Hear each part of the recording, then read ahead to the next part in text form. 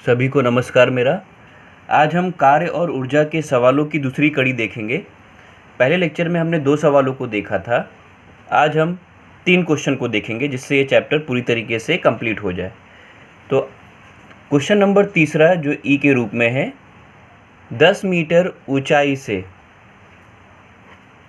ज़मीन पर गिरने वाली गेंद की ऊर्जा ज़मीन पर टकराते ही 40% कम हो जाती है। समझ लो कोई बॉल ऊपर से हम नीचे की तरफ फेंकते हैं, तो जब वो नीचे की तरफ ज़मीन पे टक्कर खाता है तो जितना ऊपर से गिरता है उतना ही ऊपर आएगा, इसकी कोई गारंटी नहीं है, क्योंकि उन्होंने पहले से बोल दिया है कि उसकी जो एनर्जी है वो कम हो जाती है, तो बॉल उतना ही जंप नहीं करेगा। तो कितना करेगा इन्होंने बताया है, 40% कम हो जाता है। तो वो कितनी ऊंचाई तक उछलेगी वही बताना है हमें। 10 मीटर से बॉल गिरा लेकिन 10 मीटर तक पहुंच नहीं पा रहा है, इसका मतलब क्योंकि उत्तर हम देख सकते हैं, क्योंकि उत्तर कम ही होगा क्योंकि 40% कम हो रहा है। तो आंसर का एक आपको जजमेंट मिल गया है कि आंसर 10 मीटर से कम आना चाहिए। तो एक मान लेते हैं कि जब बॉल ऊपर से गिरता है तो उस समय उसकी ऊंचाई h1 है, ठीक है। उसके बाद वो कितना जंप कर पाता है वो h2 कह देंगे हम, ठीक है। तो सबसे पहले हम लिखते हैं क्या क्या दिया गया है।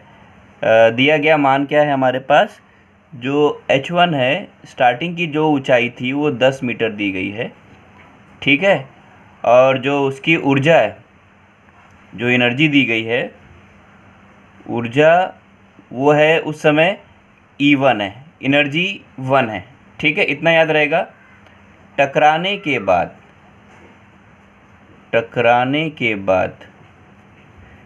E2 क्या हो जाएगा, क्या कहते हैं, ज़मीन पर टकराते ही 40% कम हो जाती है। जो एनर्जी है वो 40% क्या हो जाती है, रिड्यूस हो जाती है, कम। तो पहले क्या थी उससे हमें 40% कम करना है, ठीक है। तो पहले थी E1, क्या थी E1, इससे हमें 40% कम करना है। तो इसी से माइनस करेंगे हम 40%, मतलब 40/100 E1 कम करेंगे। मतलब हम कोई बोलते हैं कि कोई चीज़ 20 रुपए की थी, क्या मैं कह रहा हूँ, कोई चीज़ 20 रुपए की थी, उसका आप 5% या 10%, नॉर्मल में बोलता हूँ, चलो आप 20 रुपए की चीज़ में 10% कम करके बताओ। कोई चीज़ 20 रुपए की है और कोई बंदा कहता है कि 10% कम बताओ, तो क्या हम 10 रुपया बोल देंगे, 20 में से 10 गया 10 बोल देंगे? ऐसा नहीं होता है, ज़रा समझाता हूँ मैं। 20 रुपए की चीज़ है, 20 रुपए की चीज़ है, मैं कह रहा हूँ इसका 10% कम करके बताओ। तो कैसे निकालेंगे हम, 20 रुपया वैसे का वैसा रहेगा, 20 रुपये का 10% निकालेंगे, 20 रुपये का 10%, ठीक है। तो ये जीरो से ये जीरो कट गया, ये जीरो से ये, तो क्या बचा है 2, तो 20 में से 2 गया 18। तो जब 10% कम करोगे तो 20 रुपये की चीज़ हो जाएगी 18 रुपये की। समझ में आया? डायरेक्ट 20 में से 10 कम करके 10 नहीं बोल देना, 10 बोलोगे मतलब 50% कम हो गया चीज़, ठीक है। तो वैसे यहाँ पर भी हमारे प्रश्न में क्या दिया गया है, यहाँ पर कि जो एनर्जी थी वो 40% कम हो गई, तो जो पहले की एनर्जी थी उसमें से आप 40% माइनस करोगे। अब कैसे करना है इसको, तिरछा गुणा कर लो, 100 E1 माइनस 40 E1 बटे में 100 रहेगा। तो 100 E1 में से 40 E1 माइनस कर लो तो आ जाएगा आंसर 60 E1 बटे 100, यह आ गया E2, ठीक है। आप चाहो तो एक जीरो कैंसिल कर सकते हो, या तो डायरेक्ट 0.6 भी लिख सकते हो। नहीं समझ में आ रहा है तो वैसे का वैसा कुछ समय के लिए छोड़ दो, चलो हम वैसे का वैसे ही छोड़ देते हैं, नहीं करते हैं, है ना। या तो लग रहा है कि सर एक जीरो तो कट कर सकते हैं, तो चलो एक कट कर लेते हैं, एक जीरो से जीरो कट गया। सो E2 इक्वल टू आ जाएगा 6 E1 बटे 10। आगे भी शायद लग रहा होगा आपको 2 के टेबल से कट रहा है, नहीं काटेंगे तो भी चलेगा, इतना आ गया, ठीक है। अब हम नॉर्मल फॉर्मूले पर काम करते हैं। उससे पहले हमें ज्ञात क्या करना है उसका एक आइडिया ले लेते हैं। हमें क्या ज्ञात करना है, हमें ज्ञात करना है टकराने के बाद कितनी ऊंचाई तक जाती है ना, हमें ज्ञात करना है H2, मेन क्या ज्ञात करना है, H2, ठीक है। अब आते हैं हम सूत्र के पास। सूत्र जानते हो एनर्जी का, 2 रूप में थी, एक थी हमारे पास गतिज ऊर्जा के रूप में और एक थी हमारे पास स्थितिज ऊर्जा के रूप में। तो यहाँ पर जो काम करेगी वो होगी स्थितिज ऊर्जा, क्योंकि हाइट वगैरह नज़र आ रही है, आपको तुरंत क्लिक हो जाना चाहिए। तो मैं यहाँ पर लिखता हूँ एनर्जी के लिए फॉर्मूला mgh होता है, पता है ना। तो यहाँ पर हम क्या लिख देंगे, यहाँ पर mgh1 तथा दूसरे के हिसाब से क्या लिख देंगे, E2 इक्वल टू mgh2। ठीक है, इसको नंबर 1 बोल देते हैं, इसको नंबर 2 बोल देते हैं। ठीक है, 1 से 2 को डिवाइड कर लो या 2 से 1 को। मैं 2 से 1 को डिवाइड करता हूँ, जिससे क्या होगा, H2 ऊपर रहेगा। H2 ज्ञात करना है ना हमें। समीकरण 2 से समीकरण 1 को भाग देने पर तो ये बंदा ऊपर रहेगा, E2 बटा E1 आ जाएगा। यहाँ पर हो जाएगा mgh2 बटा mgh1। ठीक है, तो mg कैंसिल हो जाएगा, क्या बचेगा, E2 बटा E1 बरोबर H2 बटा H1। ठीक है, अब मान क्या क्या पता है हमें, इसमें से हम E2 की जगह पर ये लिख सकते हैं, याद है ना ये जो रखा था हमने, है ना। कुछ और शॉर्टकट मारना है तो एक और तरीका में, ये E1 को इधर नीचे रख दो, E1 यहाँ बटे में आ जाएगा, तो डायरेक्ट हो जाएगा E2 बटा E1 बरोबर 6/10। तो डायरेक्ट आप यहाँ पर 6/10 भी लिख सकते हो। कर दूँ यहाँ पर, कुछ नया कर लेते हैं, E2 बटा E1 बरोबर 6/10, इसका इस्तेमाल कर लेंगे हम लोग। हाँ, तो इसकी जगह पर हम लिख सकते हैं 6/10। H2 नहीं पता है, ज्ञात करना है। H1 आपके पास दिया गया है 10। एकदम आसान कर दे रहा हूँ प्रश्न को मैं। ठीक है, समझ में आया आपको। कोई पूछेगा ये कहाँ से आया, तो आप बोल देना समीकरण स्टार से, स्टार बोल देते हैं इसको, क्योंकि हमने 1 2 तो बोल दिया है, नहीं तो फिर गड़बड़ हो जाएगी वहाँ पर। अब आगे क्या करेंगे, ये 10 को उस साइड कर देंगे जिससे हमें डायरेक्ट H2 मिल जाए, या आप डायरेक्ट भी कैंसिल कर सकते हो। ये 10 उस साइड चला गया, बटे में था ऊपर चला गया, 10 से 10 कट गया, तो H2 क्या आ जाएगा, 6। तो टकराने के बाद उसकी हाइट कहाँ तक जाएगी, 6 मीटर तक जाएगी। ठीक है, तो ये आ गया आपका 6 मीटर। तो लास्ट में लिख देंगे हम, गेंद जब ज़मीन से टकराएगा तो उसके बाद वो 6 मीटर तक उछलेगा, वो आप कंक्लूजन लाइन लिख देंगे। ठीक है, तो इस प्रश्न का हमें आंसर समझ में आ गया कि जब 40% कम करोगे तो उसकी हाइट 6 मीटर तक पहुंचेगी। ठीक है, अब हम दूसरे प्रश्न पे ज़रा ध्यान देंगे। दूसरा प्रश्न ये दिया गया है,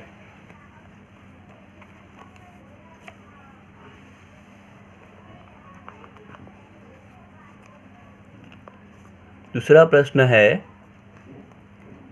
एक मोटर का वेग 54 किलोमीटर पर आवर से 72 किलोमीटर पर आवर हो गया। 54 किलोमीटर पर आवर की स्पीड थी उसकी, उसके बाद उसकी स्पीड कहाँ तक पहुँच गई है, 72 किलोमीटर पर आवर। यदि मोटर का द्रव्यमान 1500 केजी है, उसका वजन 1500 केजी है, तो वेग बढ़ाने के लिए कितना कार्य करना पड़ेगा, ये हमें बताना है। तो ये जो कार्य है ना, यहाँ पर कार्य स्पीड पर काम कर रहा है, तो यहाँ पर पिक्चर में गतिज ऊर्जा आएगी। जो कार्य होगा यहाँ पर, गतिज ऊर्जा में क्या बदलाव हुआ है या जो वृद्धि हुई है, उस पर ध्यान देना है हमें। ठीक है, तो जो जो चीज़ें अवेलेबल है हम पहले लिख लेते हैं, क्या क्या चीज़ें हैं। तो यहाँ पर द्रव्यमान दिख रहा है आपको, जो कि 1500 केजी है। ठीक है, दिया गया 1500 केजी। उसके बाद हम देख रहे हैं कि पहले जो प्रारंभिक उसकी स्पीड है, वेग जो है 54 है, उसके बाद बढ़कर 72 हो चुका है। तो पहले वाली जो प्रारंभिक वेग है वो u दिया गया है, 54 किलोमीटर पर आवर। मैंने आपको सिखाया था किलोमीटर पर आवर को हम कैसे मीटर प्रति सेकंड में कन्वर्ट करते हैं। किलोमीटर का 1000 लिख लेंगे, और आवर्स जो दिया गया है उसको कैसे करेंगे, आवर्स मतलब 1 घंटा, 1 घंटे में कितना आ जाएंगे सेकंड, 3600 सेकंड, 60 × 60। तो देख लेते हैं हम, 54 × 1000 आ गया, और ये आर का हो जाएगा 60 × 60, क्योंकि 1 घंटा मतलब कितना हो जाएगा, 60 मिनट। तो 60 मिनट के हिसाब से सेकंड में मल्टीप्लाई कर दिया हमने ये, तो ये हो जाएगा आपका मीटर प्रति सेकंड। तो अब देखते हैं कुछ कैंसिल हो रहा है तो कैंसिल कर लेते हैं। ये कन्वर्ट करना पड़ता है ऐसा प्रणाली में लाने के लिए। 0 से 0 कैंसिल हो गया है, 2 0 कैंसिल हो गया। ठीक है, 6 के हिसाब से कर लिया, 6 9 54 हो गया आपका, 9 हो गया बरोबर। थोड़ा सा बाद में भी कट पीट कर लेते हैं, नहीं ज़्यादा गड़बड़ हो जाएगी नहीं तो। 9 बचा है, 10 बचा है, और यहाँ पर कौन है नीचे, एक 6 बचा हुआ। ठीक है, तो देख लेते हैं अभी कुछ कट हो रहा है। और 3 तियाँ 9, 3 दूनी 6, 2 के पहाड़े से ये 2 पचे 10। तो आपका आंसर आ जाएगा यू का 15 मीटर प्रति सेकेंड। यू आ गया आपका 15 मीटर प्रति सेकेंड। वैसे ही हम वी भी निकाल लेते हैं। वी दिया गया है 72 किलोमीटर पर आवर।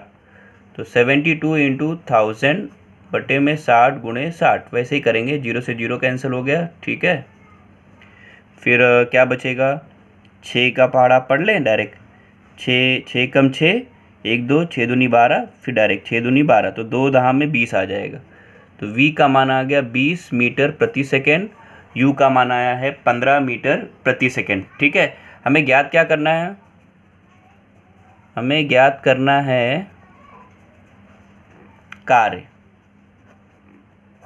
कार्य ज्ञात करना है। ठीक है, तो यहाँ पर जो कार्य है, कार्य जो है वो गतिज ऊर्जा में जितना बदलाव आया है उस पर है। गतिज ऊर्जा में वृद्धि जो हुई है। ठीक है, गतिज ऊर्जा का जो वृद्धि है, जो यहाँ पे स्टेटस है गतिज ऊर्जा का, पहले सूत्र पता होना चाहिए। गतिज ऊर्जा का सूत्र क्या होता है, half M V square. Half M V square. लेकिन वृद्धि हुई है तो पहले कुछ रहा होगा, फिर कुछ हुआ रहेगा, तो परिणामी माइनस प्रारंभिक क्या था, हाफ एम यू स्क्वायर। ठीक है, अंतिम वाला माइनस प्रारंभ वाला, याद रखना है आपको। ठीक है, प्रारंभ से हम अंतिम को नहीं माइनस कर सकते। ठीक है, ये तो माइनस में आंसर आएगा और गलत होगा। इतना हो गया। उसके बाद क्या करते हैं हम, कुछ तरीका देखते हैं शॉर्टकट करने का। Half M V square, half M U square, तो उसमें मैं देख रहा हूँ हाफ एम वी दोनों में कॉमन है। हाफ एम हमने कॉमन निकाल लिया, बचा क्या, वी का वर्ग माइनस यू का वर्ग। एम का मान दिया गया था पहले से प्रश्न में 1500। ठीक है, वी का मान कितना दिया गया, वी अभी हमने निकाला है 20। 20 का वर्ग, यू है 15 का वर्ग। ठीक है, बरोबर इतना। अब आगे देखते हैं कैसे करना है। 2 के पहाड़े से कट कर सकते हैं हम उससे। 2 सत्ते 14, 1 बचा, 1 और 0 10, 2 पच्चे 10, इतना आ गया। ये ब्रैकेट मतलब गुणा हो रहा है बीच में। 20 का वर्ग 400, 15 का वर्ग 225, आपने माइनस कर लिया 400 में से 225, तो 175 आ गया। तो 175 का गुणा हम 750 से करेंगे, देखते हैं आंसर कितना आता है। तो कार्य हमारा रेडी बैठा हुआ है, कार्य ही ढूंढना है। ठीक है, इन दोनों का गुणा करना है। तो एक रफ वर्क करके देख सकते हैं हम। 175 का 75 से गुणा कर लेते हैं, और 0 तो हम लास्ट में लगा लेंगे। ठीक है, 5 का पहाड़ा पढ़ लेते हैं। 5 पचे 25, 2 गया हासिल, 5 सत्ते 35 और 2 37, 3 गया, 5 एकम 5 और 3 8 हो गया। फिर एक 0 लगा लेते हैं यहाँ पर। 7 पचे 35, 3 गया, 7 सत्ते 49 और 3 52, 5 गया, 7 एकम 7 और 5 12। जोड़ लेते हैं इनको, 5 12, 1 गया, 10 और 1 11, 1 गया 3, 13125, 13125, और ये 0 पेंडिंग था हमारा ये। तो इतना आंसर आएगा। तो किया गया कार्य आप कह सकते हो कितना हो रहा है, 1,31,250 जूल। ठीक है, इस प्रकार हमारा 2 सवाल हो गया। अब हम तीसरा सवाल देखते हैं, जो इस पार्ट का आखिरी सवाल है।